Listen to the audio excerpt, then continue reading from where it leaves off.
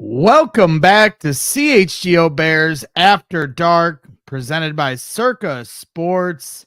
We're back and better than ever here on a Tuesday night. Now, I don't know, chat. We're going to have to decide here. Do we make Corey run wind sprints for being late today? It's yes, I'm throwing you under the bus to start our show. We're going to see you next week at Joe's on Weed Street. And do I make you run suicides for every minute you were late here today? Should I make you run for Purdue losing, or is that too soon? Sorry. No, it is too soon for one. And for two, I'll have you notice, I don't know if you see some sweat here. I rushed home from the gym, so I got a good sweat in because I'm going to be more flexed out than you here next Thursday and Friday. You're going to find out. You're going to find out. So you actually worked out. You didn't just go there and take a selfie. Like, you know what I think it is? Because today I went through my workout as fast as I possibly could. So I was trying to fit it in. And I think that's my problem. I think I'm taking too long. Like I'm taking too long in between sets because today. You're probably on your phone on Twitter, aren't you? Well, you know that. I mean, the content never sleeps, Corey, as you know. Mark Carmen might be joining us here in a little bit. I told him either way was fine, but I think he wants to come in and check on you.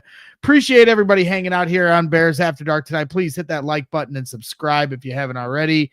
Sign up for our draft party here coming up on Friday night. Joe's on Weed Street. Thursday night completely sold out, presented by Circa Sports. But Friday night, we're running it back for rounds 2 and 3, just like we did last year.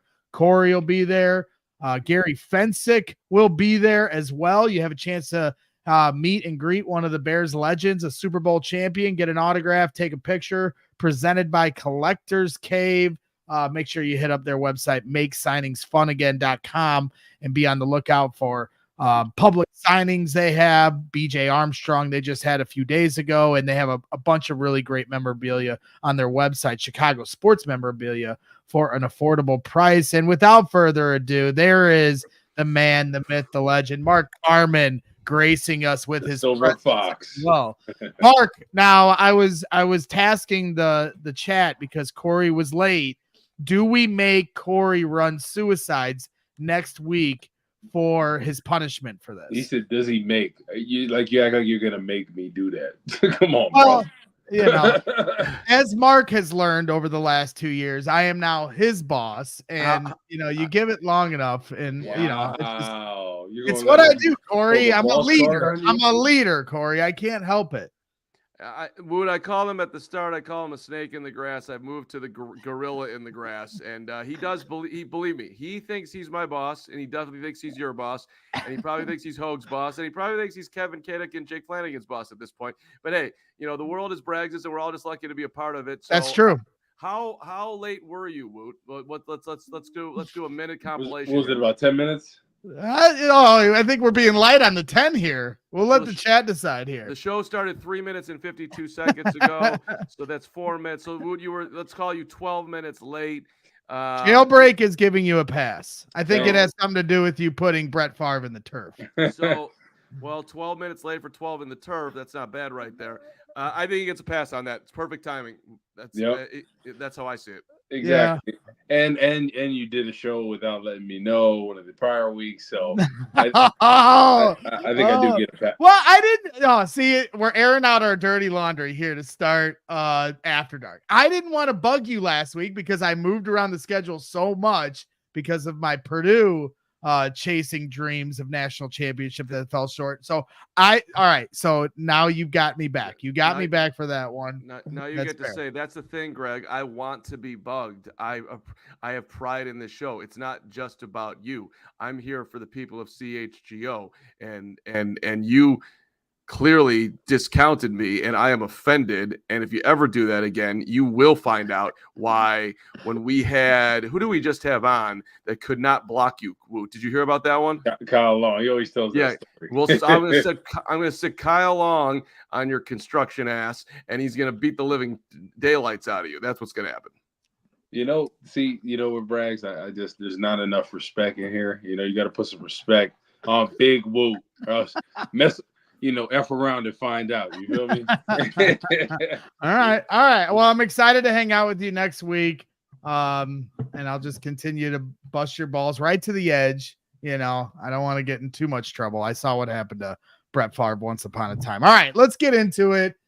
Draft day is 9 days away. One of the biggest off seasons in Chicago Bears history is about to kind of put a bow on the majority of it. I mean, moves won't stop being made obviously once the draft is over, but a lot of huge moves have been made this offseason so far, but none bigger than bringing in a new quarterback for the future. And then now what's become the biggest question, and that's what the Bears will do with the number 9 pick. And we'll get into that here in a little bit, but we wanted to start out with, Corey, you giving us a little bit of a behind the scenes of the process, that you went through coming out of Northwestern and coming into the NFL and working with agents, talking with teams, and understanding what your process was going to be leading up to the draft. Yeah. So after, the combine and your pro day, you basically have meetings with all the different teams that are interested in you, right? Some do private workouts with you, where they come out to your school and they put you through a bunch of different workouts. They'll get you in the meeting rooms, try to test your knowledge. Like, I remember the Patriots were high on me coming out because they saw the versatility. Like, this is a guy that can play potentially a 5 technique. He can maybe stand up a little bit, maybe even put him at 3 technique at times. So a lot of versatility there. So they wanted to see, especially with the Patriots, so what they would do is I had a position coach come out to Northwestern, and he wrote a play on the board, right? He goes, "You got it?" I was like, "Okay, yep, I got it."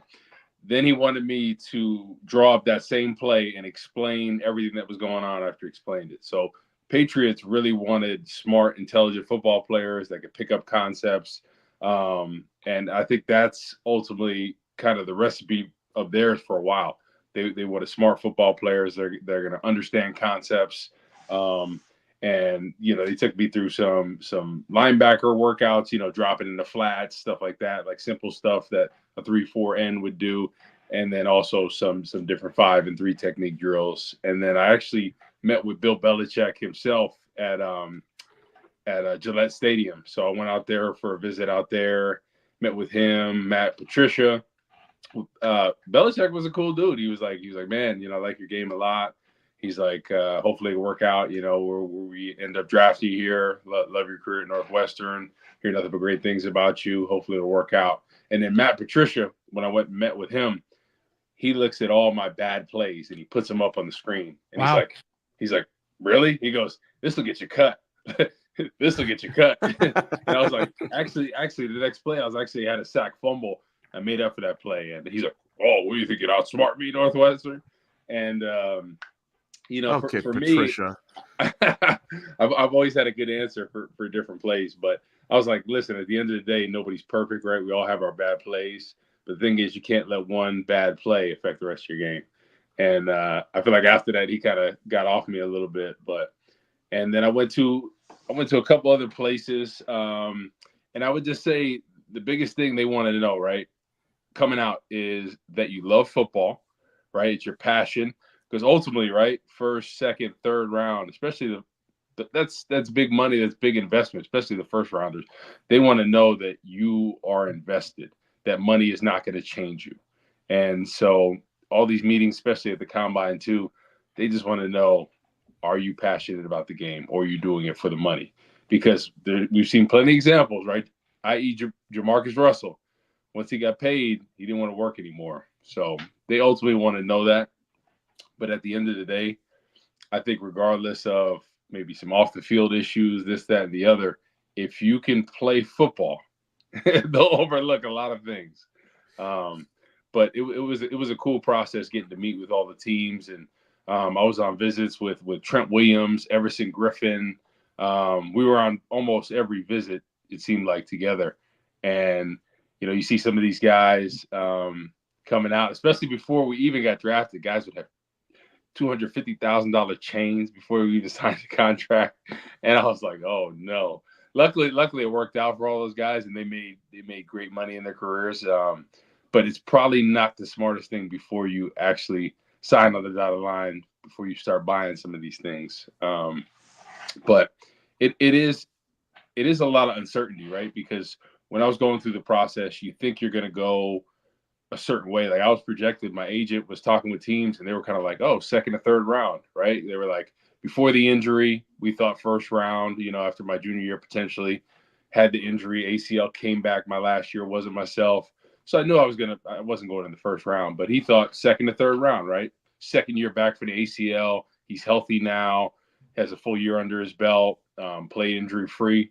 So it comes down to it. I'm like, yes, you know, first night, I'm like, no, I'm not getting drafted. Second night, I'm like, oh, it's going to be my night. So I'm waiting, and, you know, picks keep going by. I'm looking at my phone, you know, text with my agent. He's like, oh, this could be an option here. No. So second round goes by, nothing. Third round goes by, nothing. I'm like, what the heck?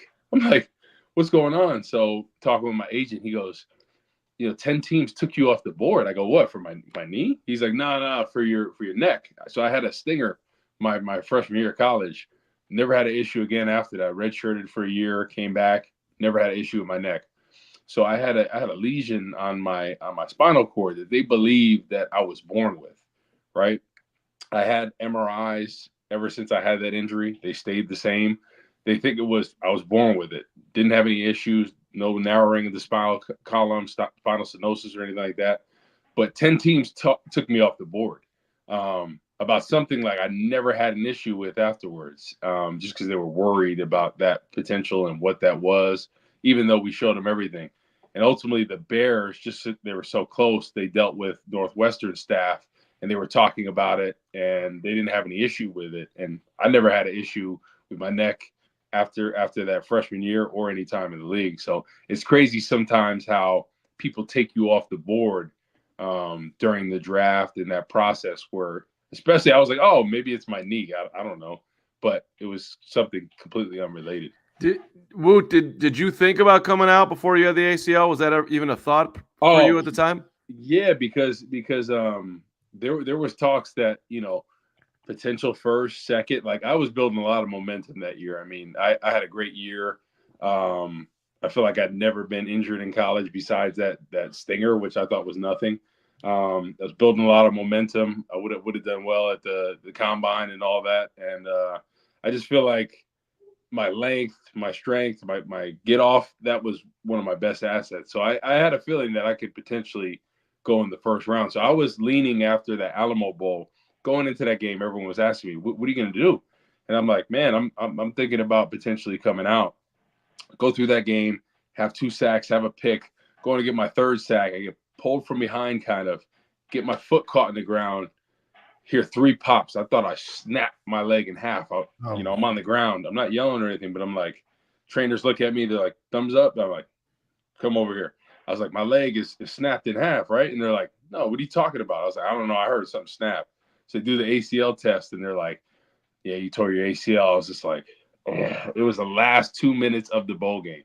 And this is before people sat out bowl games. So it's unfortunate. I mean, everything happens for a reason. So still got to play and come back and live out my dream. But I was definitely affected after the injury. Like, I think after an ACL, I don't think you truly are ever 100%. You're always operating at below that. I think it's really tough, especially for bigger guys.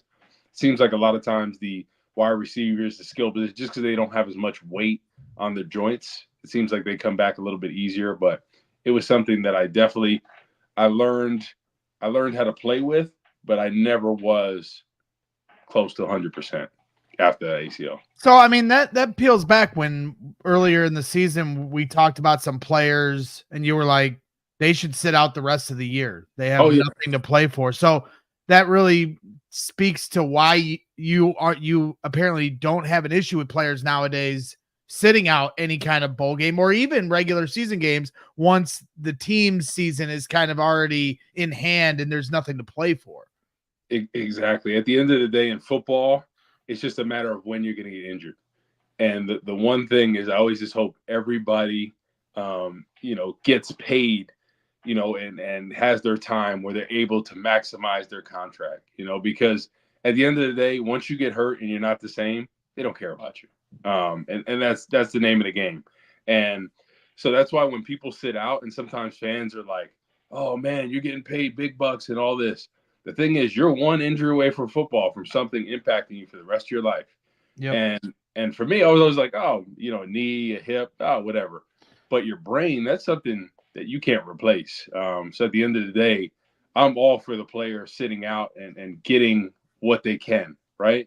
Play as long as you can, play as hard as you can, and make as much money as you can. Well, they talk about Jalen Smith with Notre Dame as that story, as kind of the story for players to learn the lesson from. But I mean, hearing that from you, forgive me for not knowing that exact detail on it, that, just a few plays away from finishing the Alamo Bowl. I mean, that's heartbreaking. Not forgiven. I mean, so now we're even for you being late. I forgot about there you go. A tough injury. But it's funny because people always say, man, like, are you mad about that? Because you potentially lost out on millions of dollars. And I'm like, no, I mean, honestly, I'm a firm believer in everything happens for a reason. And if I didn't get hurt, I wouldn't have been drafted to Chicago. And my fiance, who played at DePaul, we got to stay in the same city. Who knows what happened? I maybe wouldn't be married with kids. Like, I think everything happens for a reason, and you can't cry over spilled milk. I got to play for one of the best franchises out there, and got to start for 2 years there, and credible journey, man. I lived out my dream, so I have no regrets. I'm not upset about anything. And now you get to do a show with me and Carm. Exactly. This is the real dream. You wouldn't be sitting on this podcast. Think about the amazing way that this has turned out. Hey, we'll move off of you for a second here. We would not put you on the hot seat for the whole show, but when did you have your most fun playing the game? And like, do you think about your life now as like, man, the most fun I had in my life was when I was a Bear, when I was a Wildcat, or like, I just think it's got to be a hard transition when you get to that level. Yeah. And then you got to go into normal life. And it's sweet that I'm hanging out with Carmen Braggs here, but this can't be as fun as running out at Soldier Field, I wouldn't think. So I would say it was an awesome experience, right? My favorite year probably was 2012. That defense, we were lights out there. Running out of the tunnel as a starter for the first time, 2012, and I run out the tunnel, and all of a sudden I think everybody's booing me, right? Because they go, woo, and I'm like, did they just boo me? They were like, no, they said woo. I was like, oh, let's go.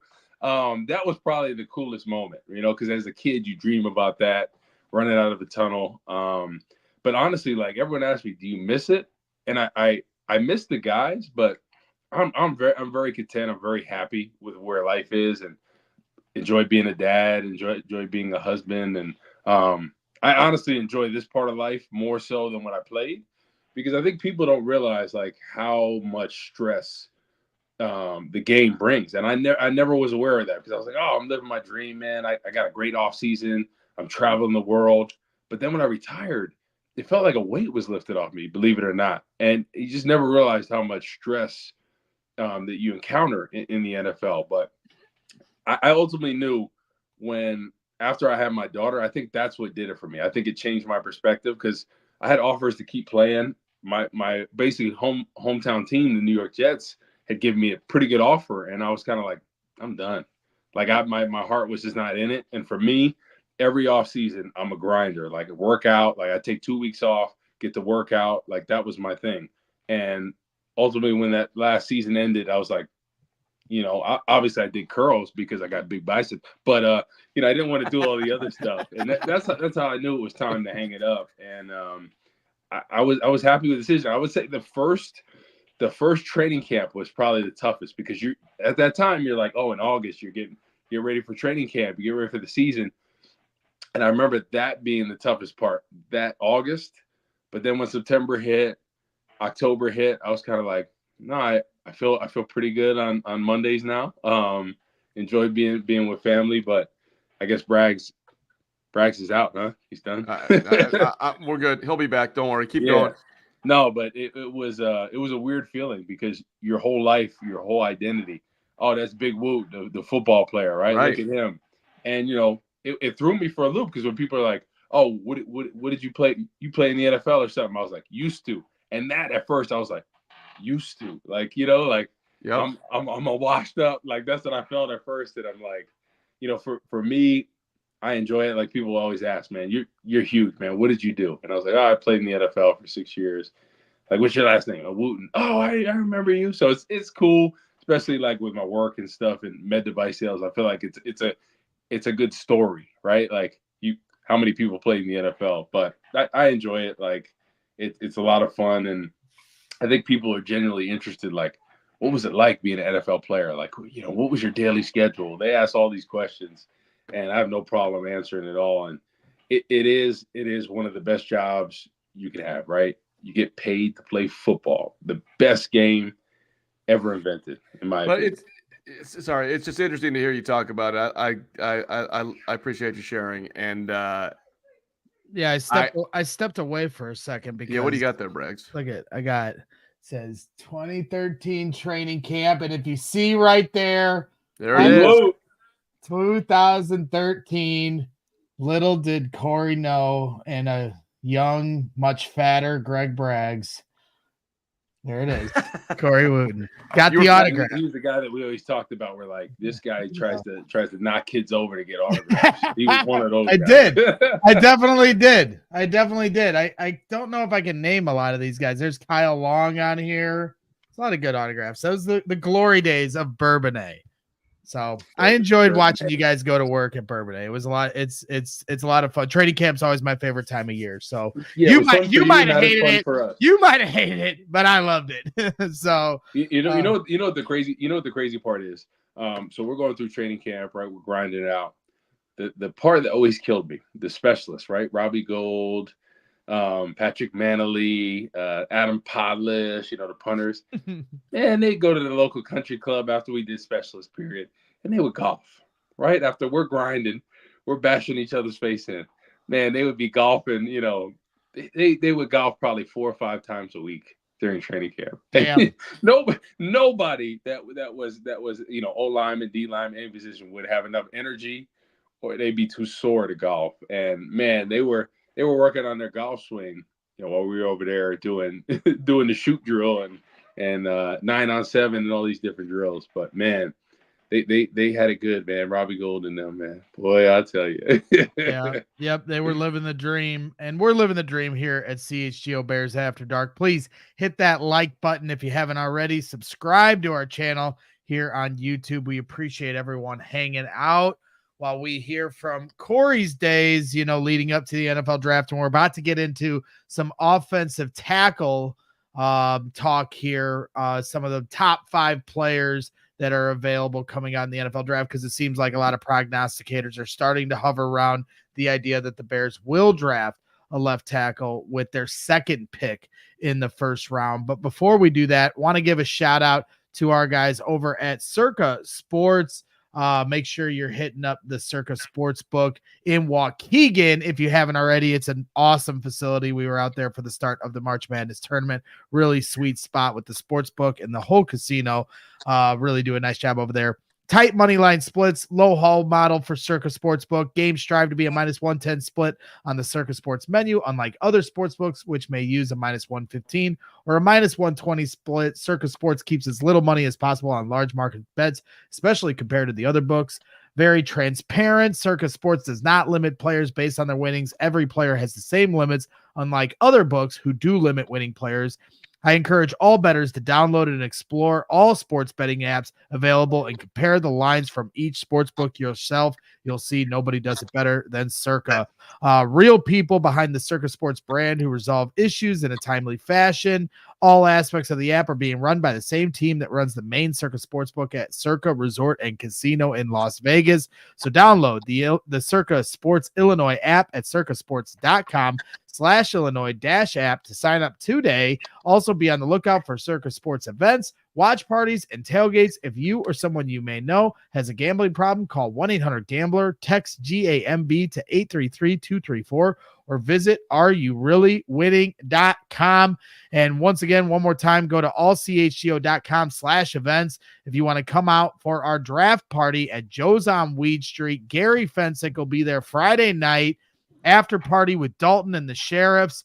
We're going to have a lot of fun, and that's presented by Circa Sports and Casa Azul. Tickets still available for Friday night, completely sold out for Thursday, but we will be streaming live as we always do for the biggest moments in Chicago Bears Landia. That's what we do post games 5 days a week, 6 times 5 days a week, even in the off season, live draft shows. We cover free agency, the combine, the Super Bowl. This is what we do here at CHGO Bears. We appreciate everybody hanging out. Okay, so let's get into it. Let's start chopping them down. Mark Carman, Corey Wootton here tonight on CHGO Bears After Dark. We're going to go through the top 5 offensive tackles.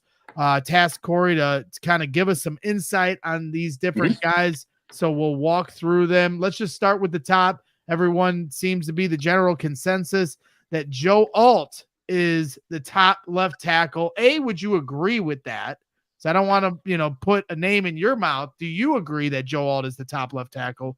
And if he is, what do you think of him? I think he is the sure pick, right? I think he's NFL ready. I think he's got the size. He's got the footwork, right? I wouldn't say he's the most athletic all the guys, right? But I think he's the most complete offensive tackle right now. I think he can run block. I think he can pass protect. I do think at times, right? I'm digging more into his film the other day, and there's at times where you see that height as a disadvantage, right? Sometimes with the bend, he bends pretty well for somebody 6'9", but at times you see the pad level is sometimes an issue. So I think that's with any taller player. But I think, believe it or not, like you wouldn't know that he's 6'9" out there because I think he plays for the most part pretty well. But you know who I am. How hard is it? Going back and forth. Real quick though, real quick, just because out of curiosity, as a big man yourself, how hard is it, like on your body and your back, to be as tall as Joe Alt is? He's 6'8", 322. Got the arm length, 34 1/4 inch, 3-year starter at Notre Dame. Yeah. But how hard is it for a guy that big to stay low and stay healthy throughout his career? Because like Tevin Jenkins, Kyle Long, 2 of the better offensive linemen we've ever drafted, but they've had trouble staying healthy. So it feels like, obviously the bigger you are, the more hurt you're going to get when you fall, right? So, for a guy to stay 6'8", but try to stay low, are there concerns about him staying healthy throughout his career? I think especially when it comes to injuries, it's sometimes a crapshoot, right? Everybody could be doing everything the right way. They have the bend, the flexibility, and they get rolled up or something along those lines. Playing with Julius Peppers, right, a guy that's 6'7". I think he got injured one time in his career. He had an MCL sprain, came back the same week, ran down Donovan McNabb when he played for the Minnesota Vikings. I've never seen anybody that freakish in nature. Joel is not Julius Peppers, right? Like he doesn't have the same bend, same hip flexibility. But for a tall guy, right, what you see with prototypical tall offensive linemen, he bends way more and better than what you see in most of them. I think he's got the strength. I think he has the lateral quickness. I think he has all the tools. So, yes, I think he's the most complete offensive lineman, with the exception, I really am high on the guy from Washington, Fatanu. Yep, Troy Fatanu. He honestly reminds me of Jason Peters. He reminds me a lot like kind of what people would consider an undersized offensive tackle, but quickness, his burst, his strength in the run game, his pass protection. He's like a savvy vet. I am really high on him. Like watching his tape, I think they were talking about potentially moving him at guard. Like, nah, I think he's a for sure left tackle. He reminds me a lot of Jason Peters. What are you guys' thoughts on him? Interesting. So hold on, I want to go back to all before I give you my deep dive on Fatanu. How would you attack that dude? Because Excuse me. Brugler says this. Anchor tends to be gradual, and power rushers can walk him back before he settles. By the way, he's not going to be there for the Bears, so I'm not super interested. But like, I feel like you bull into him and try to, crack him as hard as you possibly can, and you don't have to do a whole lot. I would say, looking at his tape, right, that's where he seems to struggle on with power rushers, long arm, bull rushes. So that's how I attack him, try to soften him up, and then hit edges off that. But I do, yeah, I like Joe Alt. I just don't think, in my opinion, I don't think he's the best offensive tackle. So you like Fashanu more? Is that right? Not Fashanu. Not Fashanu. Troy Fautanu. Troy Fautanu from Washington. Bro, he is a beast. Like, watching his tape, he is the most athletic offensive lineman at all these. The only one is Latham from Alabama, but he's got a lot of flaws in his game. Latham's got a lot of flaws. Plays a little more right tackle. He lunges at times in pass pro. But Fautanu, I think, is, I don't know. I think he's the best at all of them. I do. That's interesting. Yeah, I mean, it's almost like the wide receiver talk. It's getting to that point. Here's Troy's kind of line here: 2.5 years of starter experience, 6'4", 317, 34.5, arm length there. So, Jason Peters comp, I mean, that certainly stands out. Peters, even at, in the twilight of his career, came to Chicago and was effective, so he's the type of guy that when you hear a comp like that gets your ears perked up. But it's almost becoming a lot like the wide receivers, where everybody has a different preference on who their top guy is. Go ahead, Carm. No, I'm just curious if Wood sees him as a tackle or as a guard or even a center. No, I see him as a left tackle, just like Jason. Really? Okay. I mean, he has the arm length. I mean, he's got the same arm length as Joe Alt. I mean, dude, you could trade down. You could trade down and get him. You get assets. Exactly. Like, honestly, like, he is nasty too. Like, in the run game, man, he drives people off the ball. The only thing about Joe Alt that I think is a weakness in his game, I don't think he has the lower body power that some of these other guys have. Like, when I look at Fashanu from Penn State, his hip strength, his power, his lower body, right? Like, I just don't know if Joe Alt has that. Like, I think he's going to be a great pro, but when I look at the difference between him and Troy, man, he stands out off tape. Like, when he gets off the ball and run blocks, and when he's pass protecting, man, it's just what I love about him. I watch him a lot, and he's savvy vet, right? He'll give you a hand, pull it back, snatch you up. Like, that reminds me of prime time Jason Peters, right? I've seen him do it to Julius Peppers, like, who that's hard to do. So it's so I am very high on him. Like, I really am, watching his tape, because I'm like, I like Joe Alt, but.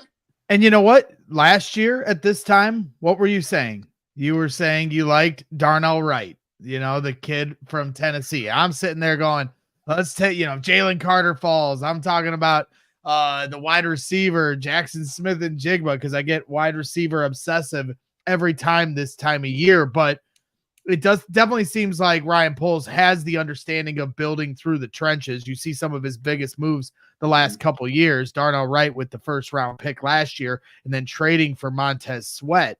I think it's clear in drafting Gervon Dexter in the second round, which raised some questions, and it looks like it's going to be a pretty good draft pick thus far. So, now you get into this year's draft, and maybe he doubles down on offensive line. Coming out of the combine, that was the vibe I got, was they were going to surround their new quarterback with as much protection as they possibly could. Now, I was sitting there at that time looking at Olu Fashanu, and Olu Fashanu seems to be dropping on boards, from Penn State, 3-year starter, 6'6", 312, 34 inches, he's athletic, and going into the year, he was the consensus number offensive tackle 1. And it just seems to keep moving. Fuaga was, somebody that Adam Hogue was very high on, but it just keeps seeming to rotate here. Olu played with Caleb Williams coming out of high school too. Here's a picture of them, back in the day playing under the Friday Night Lights. which I like that connection, obviously. And obviously Olu's very talented, so that helps there. But, when you see that connection that these guys have to try to give Caleb Williams the most conducive environment to develop some familiarity with a stud left tackle, whoever it is. But to me, if you're trading back, like when you talk about Olu Fashanu, a guy that was thought so highly of going into the year, and now it seems like he's getting bumped down. Joe Alt, you're big on Fatanu, so are many others. What are your thoughts with Olu? I know a lot of people talk about his hand size. Yeah, I feel like they get caught up in so many of these things sometimes, the arm length, hand size. You can either play or you can't, right? Like they were talking about Aaron Donald when he was coming out. Oh, he's too small.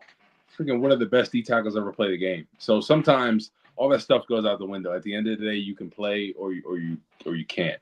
So Olu Fashanu, did he give up a sack this year? I don't think so, right? No. He doesn't give up a sack in like 2 or 3 years, right?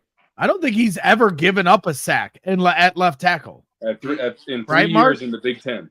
He in his last 2 years, 686 plays, no sacks.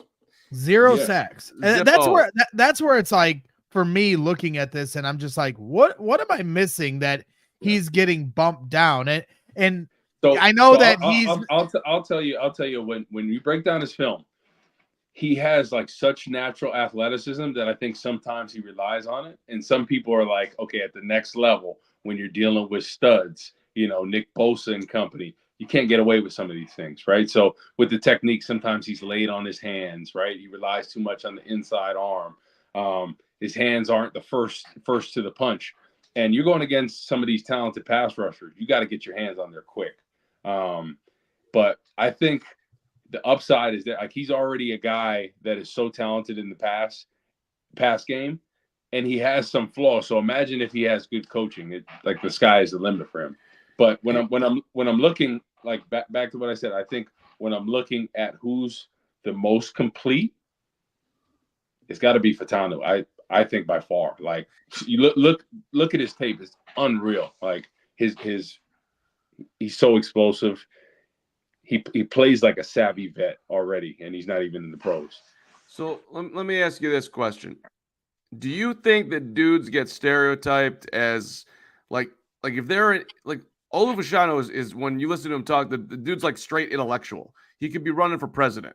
And Woot, you obviously are no dummy with everything and coming out Northwestern too. I'm wondering if you think that sometimes guys get pigeonholed like, oh, smart dude, he doesn't love football that much. Like that he's not nasty. He's too nice. Yeah. Like so I'm wondering if that's happening with Fashanu at all. Which seems insane, but like these dudes make things up as well. So there's a certain type they're looking for. Yeah, I think it comes down to like personal preference. Like obviously, right? Everybody wants the nasty. Like Fatano, how he plays, like Fuaga, how he plays, Latham at times, like they play nasty. And I think that's what everybody wants. Like Darnell Wright, right? That was the biggest thing. He plays nasty. And I think that's what people want. And sometimes my thing is like this, right? If you're having a left tackle, you kind of have to have your expectation potentially on the run game being a little lacking there, right? Because what is a whole left tackle's job is to keep the quarterback clean. And I think he can do that, right? But now you're looking at some other options like Fatanu, right? He can do it all. He's a jack of all trades. He blocks like a right tackle, has feet like a left tackle. He's explosive, he's savvy. So I think people want a little bit of everything. So maybe that's why he's fallen a little bit, because Fashanu in the run game, I think that's where he's limiting a little bit. And I think that could be potentially viewed as a bad thing, I guess. And like I said, his technique sometimes in the pass game, with his hands, things like that. But I think he's going to be a great pro. I think all these guys will. The one I'm a little intrigued on is Latham, like, because when I look at him, his athleticism is through the roof. He played right tackle. I think they have him at 342. I think he played the season at like 360. They were saying like unbelievable athlete for that size, nasty in the run game, like prototypical right tackle. But then they're talking about maybe him projecting to the left side. But right now, I don't think he's ready for the left side. Like, I think he has a lot of flaws in the pass blocking game. Like, he lunges a lot. He tries to rely on his athleticism a little bit too much. It gets him in trouble. But I think like out of all these guys, I think he has the biggest potential out of all of them. Like, so that's another interesting one because he gets talked about as the strongest dude in the class. oh, he's really strong. Like seeing him sometimes in the run game. I mean, it's old school. Like you don't see too many guys taking somebody, in a stretch zone from defensive end position to the sideline. I've seen him do that a couple times with guys. So that's like pretty refreshing to see in this day and age. I mean, would you almost say that, like with Caleb, the thing is that, hey, I mean, you can coach out the ability that he's always trying to hit the home run ball. You could coach that rather than coach somebody up to be able to do that. You're not going to be able to do that. My guy Tyson Bates is probably not going to be able to play like that any day soon, as talented as he is. But Latham's the same thing. Like you can some of the structure issues that he has right now that are not perfect, but he's got this base of massiveness that others don't have. So I don't know how intoxicating that is for you. The only thing is I think he's more of a right tackle, and we already have Darnell Wright. So that's why I kind of get him out of there. Like if they had a situation where you could have him develop and you didn't have a rookie quarterback, right? And you could take a chance on moving him to the left side and the project and all that. Right. But now you have Caleb Williams, who we're going to draft, right? You want to keep him clean, right? That is your priority. Yep. So when I'm looking at it, right, it's either got to be, Fashanu, or Joe Alt in my eyes, right? Those are who I'd want to see blocking for him. I think they're the most NFL ready as far as pass protection. And obviously, in my eyes, Fatano is the best because I think he can do it all. Like I think he's ready like day one for it all. Yep. JC Latham here, 2-year starter, 6'6", 342 pounds, a 35 and 1/8, 35-inch, arm length there, and to your point, 6'6", 342. That's very similar. It's like Darnell Wright, huge dude that can move. And, they play this outside zone scheme, but I agree with you. The idea, it makes me uncomfortable moving Darnell Wright from right tackle to left tackle in any scenario. You've got him in a spot, and they did this with Kyle Long, like trying to figure out where they wanted him and moving him. And you're seeing that now with Tevin Jenkins, moving him to the left side of the right side at guard.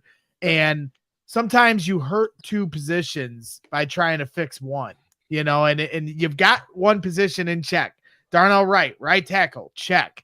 And maybe you want to replace Braxton Jones. Well, then replace that spot. Don't try to fix one spot by moving two. And so you see that a lot with the offensive line shuffle for 20 years. And they always say, don't fix two spots or one spot by switching two. So don't allow Peter to pay Paul. Yeah, we got you. Yeah, so exactly. I'm uncomfortable with that, but Peter Schrager, from NFL Network, put out his mock draft today, and he had the Bears trading back with the Colts, I believe, right, Mark? And that's right. And they had the Bears drafting JC Latham, and he kind of lays out his mock draft in the eyes of who he's talked to, the eyes and ears of what he's seen and who he's talked to in terms of, NFL sources and front offices and things of that nature. So that got a lot of Bears fans fired up. When you talk about, when you watch the tape, you'll understand why for me, and I've always made no bones about this. Like, if I sat next to you and we watched the tape and you broke it down to me like I was explained it to me like I was 5 years old, I might understand. Now, do I understand what a great left tackle looks like compared to a bad left tackle? Of course. But when we're comparing these five, offensive linemen, and we haven't gotten to Talisi Fuaga yet, but you're picking nits. They're all talented prospects.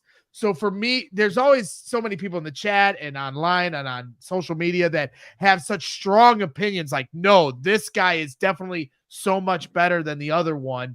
And I always try, like, if I don't feel strongly about something or I don't have enough knowledge behind what I'm trying to say, then I'm not going to pretend like I do. So when you're telling me Troy Fatanu, that gets my ears perked up because you nailed it with Darnell Wright last year. And I trust you as, a guy that analyzes the game and somebody that brings a lot to the table here at CHGO Bears. So, when Bears fans freaking out today about JC Latham potentially coming to the Bears, I'm going to defer to Ryan Poles. Maybe that's a cop out on my end. Maybe there's some people listening to that show that say, well, it's your job to know. I would disagree. It's my job to know what I know and not pretend to know what I don't know. And that's why we talk to you, Corey, about what we're trying to figure out. So we're talking about Latham, right? He played right tackle. So now we're going to move him from right tackle to left. Is that? It doesn't. The Schrager thing doesn't make sense. But you know what I'm saying? Like that would be like Darnell Wright last year. We drafted him, right? He played right side his whole time. Same thing with Fuaga too. Played right tackle. So now you're talking about moving him to the left side, and people don't realize how hard it is to get used to one side from another. It would be one thing if they started out as left tackles and they had an injury and they're like, you need to play the right side for this season. I can understand that, but I don't think people realize your drive leg, right, going from right tackle, which is your left, which majority of right-hand people, if you play basketball, right, that's your jumping leg, right? So you're kicking back, pushing off your left leg at right tackle, and on the left side, you're using your right leg. For most righties, that's their like non-dominant leg if they play basketball, right? You usually don't have as much push off that leg. So I think it is tough to get used to. So I just don't like Fuaga and Latham for having to switch from the right side to say, oh, okay, let's try to make it work on the left. Right. Yeah, go ahead, Mark. I'm sorry. Wood, if Caleb Williams just entered the chat, he's listening. Hey, Caleb, no one's listening. It's okay. You can say whatever you want to say. Would you rather have us draft an offensive lineman with the current situation with the Bears, or would you rather like another receiver and or tight end? What do you think he'd say? I think he'd say offensive line. You do? Oh, 100%. Because when you think about it, especially at this level, pass rushers are so talented, right? They get paid a premium. They get to the quarterback, and they make quarterback's life a nightmare. And you look at majority of the really talented quarterbacks, usually most of the time they have a really good left tackle, especially if they're a righty quarterback. So the blind side is the most important, I think, if you're having a rookie quarterback. Obviously, right, you have to have weapons. I feel good about the weapons. I still think the Bears should have addressed one of those wide receivers, Hunter Renfrow, one of those type of guys, just to have an option if they didn't go receiver. But I would say left tackle. Like I would be a little disappointed if they pick wide receiver. I would, because I think you have to build into the trenches, whether it's an offensive lineman, a tackle, right, a left tackle, or a defensive end or defensive tackle. I think I would be happy with either of those, right? Obviously, we have some holes on the defensive line, but you got to build in the trenches, and I think there's a perfect opportunity to get some studs on either side of the ball. So we got create culture here saying Braxton Jones, give him some respect. Yeah. What would you say to that, Corey? Because you've been somebody that I don't think anybody's disrespecting him at all. But right, let's look at the Bears' past. Let's look at Charles Leno. Right, was a solid option. Was not a franchise left tackle. Right. I'm just saying you have an opportunity potentially to have your franchise guy for the next 10 to 14 years. If he stays injury free. And I kind of like that option, especially with your young quarterback.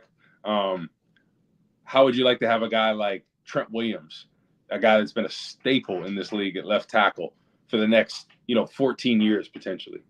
That sounds pretty dang good, doesn't it? Yep. And aligning his clock with the quarterback's clock. When we talked about the quarterback contract rookie clock, you pair that with the left tackle. You got 5 years. You got 5 years with a first and Darnell Wright with 4. So you're exactly. You got two bookend tackles that you could have for the next couple of years. But I understand, like, if they want to continue with Braxton Jones, I don't think he's going to hurt them in that arena. Like, if we're talking about that, but for the future of the Bears franchise, and like, is Braxton Jones going to be the guy that you sign an extension? Yeah, it's not going to be break the bank type of money, I don't think, unless he continues to get that much better. But I do think you just have to ask yourself. But even if he isn't like the best left tackle in the league, once he is due for a contract, he's gonna demand big money. It's a big money position. Oh yeah, it becomes the next person to get paid. Right. So that's kind of where are you skipping ahead to that decision now and getting in front of that while you can? Because, or do you feel, because if you're it's just it's almost the exact same conversation as you were having with Fields. Are you comfortable if you're going to stick with Braxton Jones to eventually pay him what you'll have to pay him to keep him? You have to try to live in a universe that you understand that you're eventually going to pay this guy. You're not keeping him saying, well, we'll replace left tackle next year. Let's worry about, wide receiver or defensive lineman this year. No, you're keeping Braxton Jones, just like you kept Justin. You're keeping those guys because you think they're the guy, not because you think you're going to replace them a year from now. Yeah, it's different though. I mean, Braxton, I get that you ideally, if the guy's the best player available, that's a huge win in that too.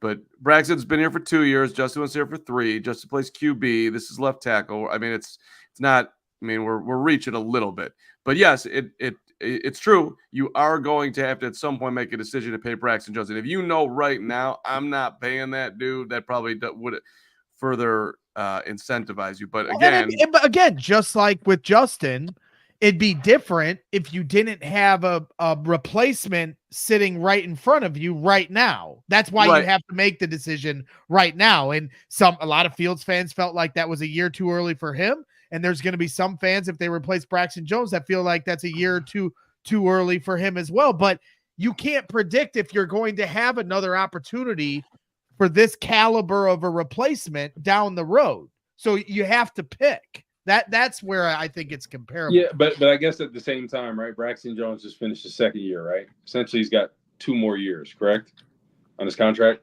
That's right. Right. Yeah. So you have 2 more years to maybe make a decision. So if you do feel confident about him, and the one good thing about Shane Waldron's principles, there's a lot of chip help. There's a lot of double tight end sets.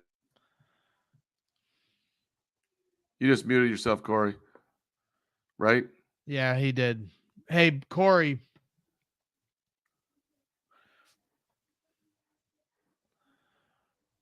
We are Corey. I was getting a call. Yeah, you're good. So I was saying, back to Braxton Jones, right? So Shane Waldron's principles. There's a lot of chip help, a lot of 2 tight end sets. So I think Braxton Jones can get the job done, right? If you feel good about him, you want to continue with him. I don't think he's going to hurt you. So I understand if you want to keep him for another 2 years. I think he is a decent option. I think he's comparable to Charles Leno. And I think Charles Leno played some decent football for the Bears. I don't think he hurt us. I think he was a solid option. He wasn't the best in the league, but I think he was a solid pro that got the job done. And I think Braxton Jones can be that. So if you're talking about flexibility, because what do the Bears really need right now more than anything? Defensive linemen. Yep. That's why I look at that pick and I see that. But I understand at the same point, you have Caleb Williams, who you want to do well. You want to surround him with everything, right? You want to give him the keys to the castle, because the Bears have not done that with any quarterback. And they're like, you know what? We're righting this ship. We're going to give him options. So I think that pick is going to be a wide receiver. I really do. I don't think they're going to go offensive tackle. Rob Daniel in the chat saying tackle 12 in the NFL makes $7.5 million on average. It's not the top dollar position you think anymore. And that's fair. I mean, that's, I would say, Braxton Jones probably is middle of the pack in terms of left tackles if we had to run down the list. But then there's people that can pull up stats that say he's one of the top left tackles in the league. I wouldn't necessarily agree with that. But at the same time, I know those are the negotiations that would take place. Just the final guy that we kind of briefly went over a little bit, but Tylisi Fuaga from Oregon State, 2-year starter, 6'6", 324 pounds, 33-inch arm length. I know, for a while there, Adam was very high on him, in our Bears 100 draft board. I think he had him as offensive tackle 1 for a little bit. And I'm not sure if that's changed. You're going to have to check that out. If you become a diehard, you can check out the Bears 100 draft guide that I think it's almost up to 75 players. Hogs almost finished with the top 100 for all you Bears fans, exclusive to you. If you go to allchgo.com/diehard, sign up today and get that. You get Adam Hogue's newsletter every week. A lot of great things here. We're wrapping the show up here. We got to. Hey, Braggs, I hate to put you on the spot like this, but I just got to humor myself. What's the name of the tackle from Oregon State? Tylisi Fuaga? Woot. Isn't it Fuaga? I said It's- Fuaga. What's the first name? Am I not saying Tylisi? How am I? It's Tall Issa. Talise. Okay, I'm sorry. Well, You know hey, what? Say the last name. I'm putting respect on Fuaga's name. You, on the other hand, are not. And Tall Issa is going to find your small ass. Yeah, and, well, you know and- what? And put that shit down. Well, you know Yeah. what? In my phone still, I still have you spelled wrong in my name. In my phone, I've got you spelled Carmen, Men. So screw you. Let's get into Fuaga, right? He's quick, he's nasty, really good pass protector. Watched him on UCLA. He was locking it down on the side. But at the same time, I gotta eliminate him because they're right side. We already got the right side down. So I gotta process elimination. I'm not changing somebody that played right tackle their whole career and switching to the left side. I'm not gonna do it. Yeah, I agree. I think in terms of nastiness, Fuaga, Latham, I think those guys fit more in the Darnell Wright mold. Fashanu isn't exactly what Darnell Wright is. I don't know if what Poles' preferences, in terms of right side versus left side, so it'll be interesting to see. Like I said, coming out of the combine, I did feel like, my heart wants wide receiver always, and I would run to the podium to draft Rome Odunze at 9. Daniel Jeremiah said he's his favorite player in the draft. And honestly, he's one of my favorite players in the draft if it wasn't for a guy named Caleb Williams, who I'm very excited to become a Bear here in 9 days. But that's the kind of star power that I feel like is at the top 10, top 12 of this draft. And the Bears have 2 picks in the top 9. And, I just feel like I don't want to trade back too far if they do. I understand if they do, but I feel like this is an opportunity for the Bears, to take, top 10 talent, blue chip players. So I'm not trying to trade too far out of that because I don't know when the next time the Bears will have an opportunity like this. A lot of people in the chat saying it's Fuanga. Brags. Okay, I'm sorry. I'm tired and I'm not getting it right. And I don't care. No, I So don't. Question for both of you guys, right? The draft is tomorrow. You are Ryan Poles. Yes, sir. What position group are you taking? Or if you have a guy? I'm taking wide receiver. I know Rome Odunze is going to be there at 9, and I respect everything you've just taught us here today. You've told me for 7 months on this show, trenches, and I'm going to continue just like in school, hear all of this information, not listen to any of it, and go and run to the podium and draft Rome Odunze. No, don't do it. Don't do it. Best player available, Woot. Trust your board. That's how I'm living my life. And by the way, as I said on the show earlier today, if Marvin Harrison Jr.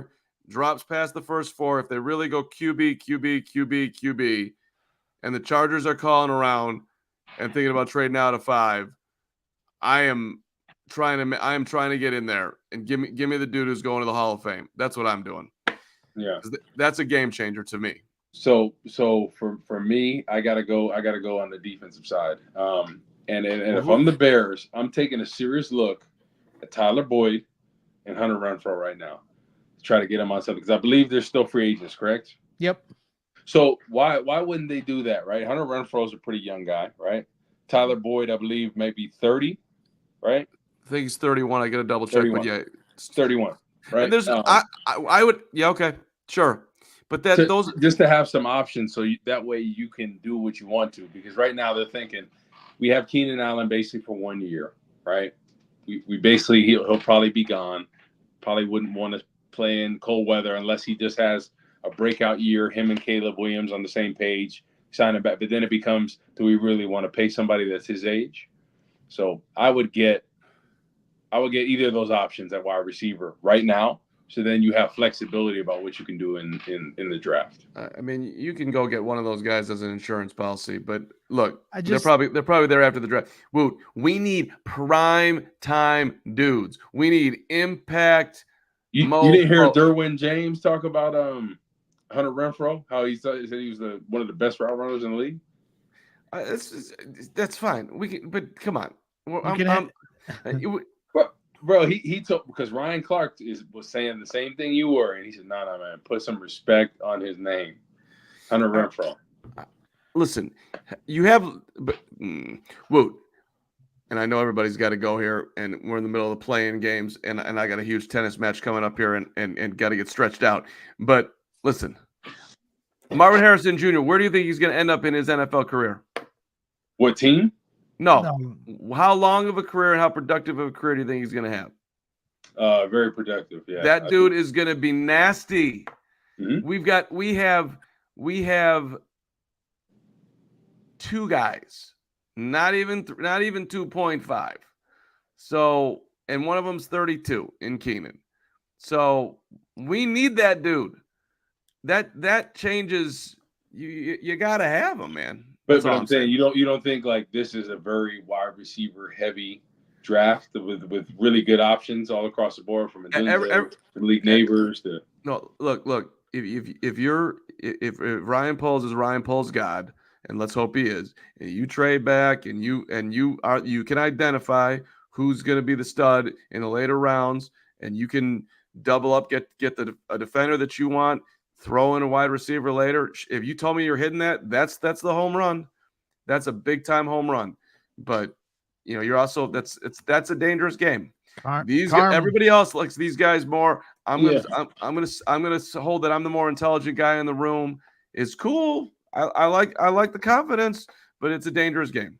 But what about the defensive line missing two positions at end and three technique? Like, are we banking on Gervon Dexter being the starter for next year? Like, we are.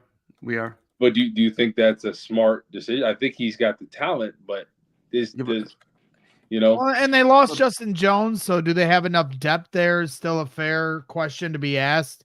I know that we talked about Mike Hall potentially from Ohio State at 75, but that's a third round defensive tackle to go with Pickens and Gervon Dexter. So they need depth there. If you told me they could get a stud 3-tech, great. I'm just talking about the reason it's not so much the position with Marvin. I'm talking about Hall of Fame caliber. You want can't miss. You want can't miss. And I get that. I 100%. They when you're drafting in the top 10, you got to get it right. And that's what I said last year with Darnell Wright. I was saying draft Jalen Carter. To me, the 3-tech, this guy that could have potentially been a number 2 or number 3 pick in the draft, he falls, for his off the field issues, and transgressions. And I go, okay, you're going to draft a right tackle in the top 10. Then he just needs to be great. He needs to be one of the top right tackles in the league at some point in his career. And to this point, no complaints. I think Darnell Wright is a very, very good player. So whoever they draft at 9, whether it's receiver, tackle, or defensive lineman, ultimately, as long as they get it right, those 3 holes all still need to be filled in some capacity over the next 2 years, this year and next. Not going to be able to fill them all, for your next 10 years right now. You got your next 2 years to figure out the rest of this roster. So it's an exciting time, and I think they're in a really good spot to not mess this up. So I trust Ryan Poles. So we're going to wrap this up. Gary Ross says, Corey, I'll see you next week. Gary will be at the draft party, hanging out with us and feeding me and Mark information as the draft is unfolding. Jonathan Otten will also be at the draft party on Thursday night, and he wants O-line in the draft so bad. Let's keep Caleb upright. He also threw a $10 super chat. I want left tackle in the worst way this draft. Joe Alt, ideally, keep Caleb upright and win via the trenches. See you at the draft party Thursday. Brick juice. Love it. He has media juice now. Oh, I did just sell my work car here yesterday. It was a sad thing. It was like cleaning out a dead guy's car. Memories of someone that no longer exists. It was very sad. Lowe's 6 $9.99 super chat. What do you think Poles and Flus are going to say to Caleb when they draft him? Wrong answers only. Mark, you got one for us? You got a good one-liner? You're always good for a one-liner.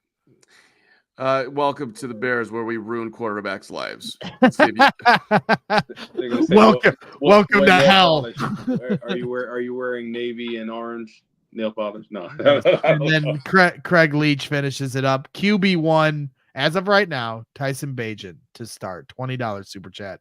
Craig Leach just paid for that comment. Mark Carman, your thoughts? It's my guy. It's absolutely my guy. He is our QB1, and right now I hear that he's actually in a flowing, bubbling brook, cooling down his body, getting all the kinks out, and that's because he's Tyson Bagent. God, yep.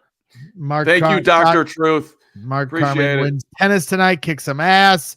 We're gonna wrap things up. Make sure you hit the like button on your way out. Thank you for everybody that tuned in. Thank you, Mark Carman, for joining us along with Corey. I bust your balls, Corey, but you do a great job breaking this whole thing down, and I'm excited for one more After Dark episode here next week before the NFL draft commences, and we will all be there having fun, celebrating Thursday night, which is going to be a really fun event. So make sure you come out, and if you want, get tickets Friday night to Joe's on Weed Street at allchgo.com/events. All right, guys, that's it. We'll be back tomorrow. Noon, 12 p.m. Central, Wednesday. Mark, do you want to tease who's going to be on the show, or are we saving that? We got Nick Wright tomorrow kicking off the show at noon, and we got a bunch of guests coming up this week. I'm excited to talk with Nick Wright. My first time. It's very cool that we're having him on. So make sure you tune in for that. We'll see you tomorrow, and always bear down. We all silly like the mayor.